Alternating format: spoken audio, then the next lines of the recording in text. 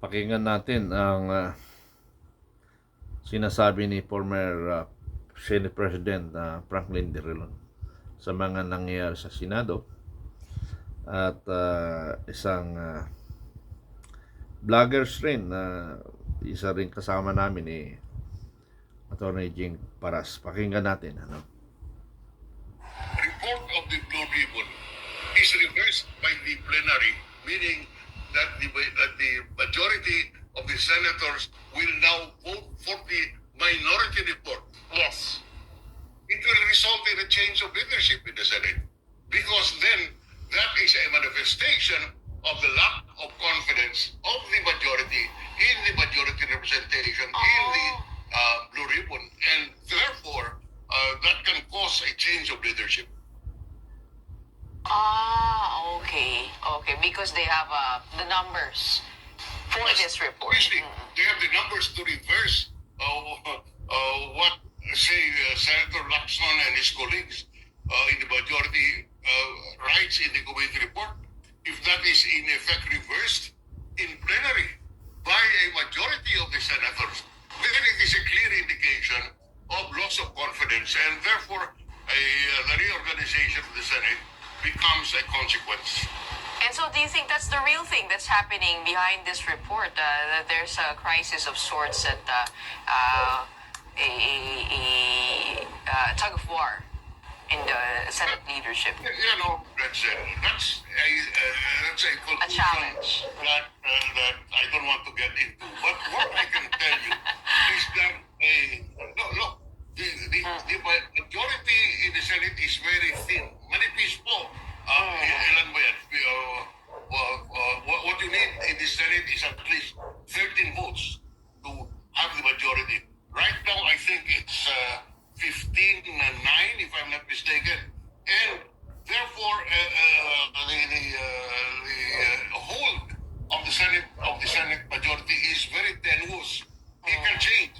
That is why there is so much instability there. You keep on hearing about coup d'etats in the Senate because the majority's number is tenuous. I can imagine. Let's call a spade a spade. A member of the majority is Senator Pia Cayetano. Senator Alan Peter Cayetano is in the majority, is the minority. Suppose Senator Cayetano aspires to become Senate President. What do you think will be the vote of Pia? Do you think he will vote against the brother? Of course not. So that only demonstrates what I am saying, that the manifest po yung mayorya, the majority is very tenuous.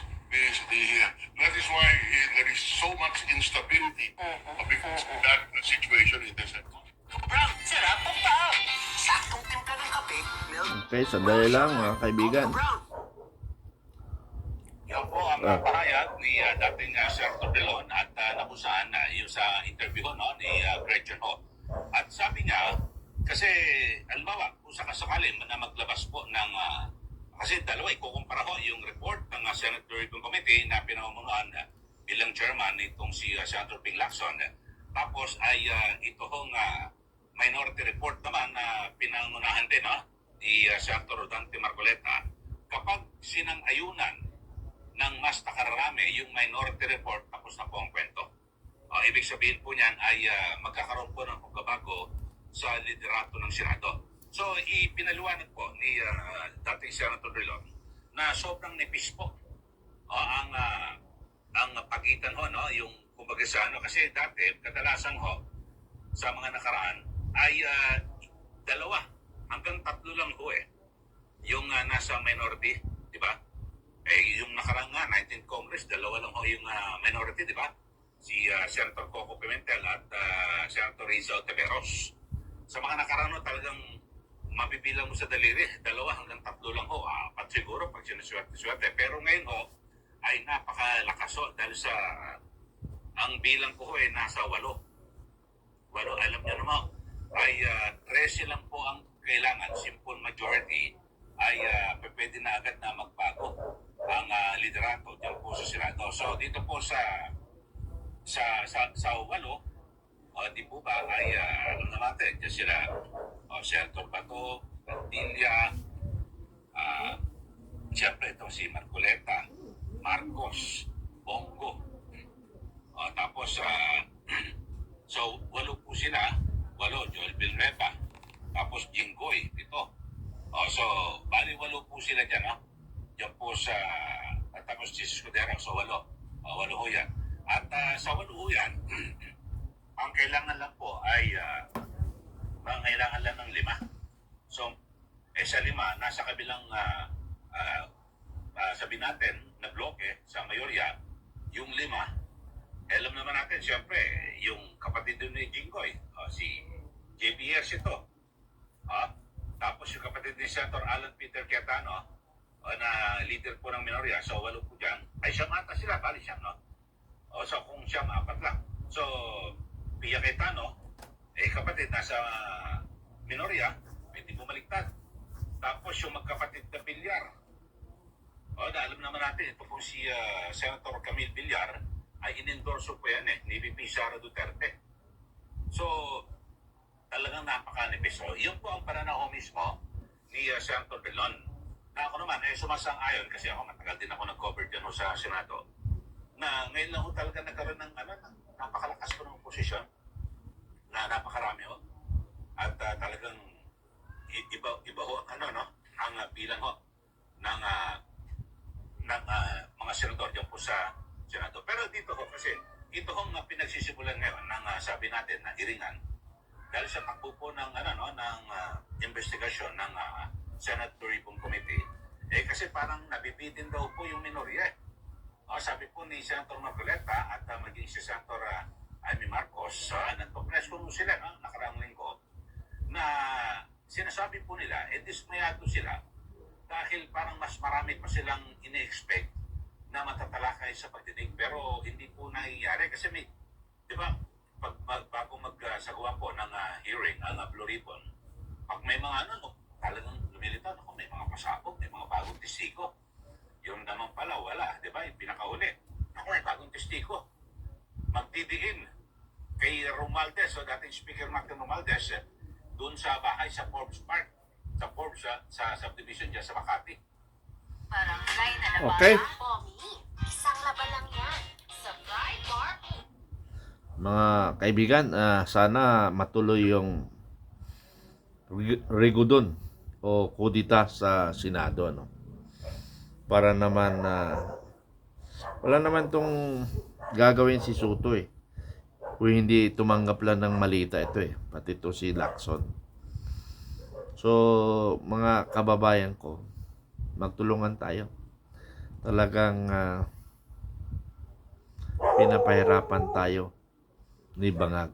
Niloloko tayo ni Bangag sa nangyayari sa ating bansa. Sana ang Senado ngayon magiging matuwid.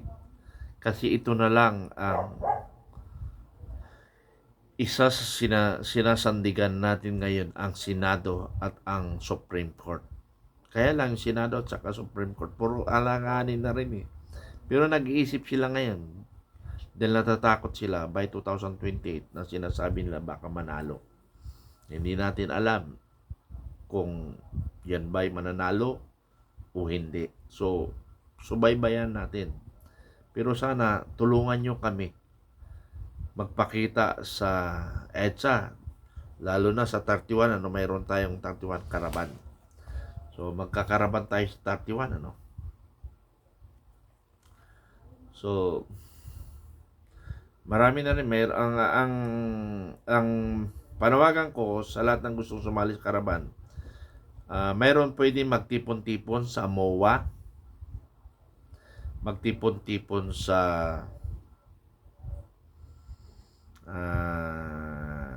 White Plains. Sabi ko nga, mayroon akong sa akin naka-assign ang White Plains, pwede nyo akong tawagan kung talagang sasali kayo. Kasi nga, kailangan natin kumilos. Nakakainis na itong administration ito. Pero bakit marami pang mga kagrupo na sumusuporta? Kasi natatakot sila pag natalo si Marcos ngayon at umalis, maraming mapasaba, maraming makukulong. Kaya patuloy silang sumusuporta kay Pangulong Marcos. Kasi yan na lang ang pag-asa nila na hindi sila makukulong. So yun lang mga kaibigan, Regodon sa Senado. Maraming salamat.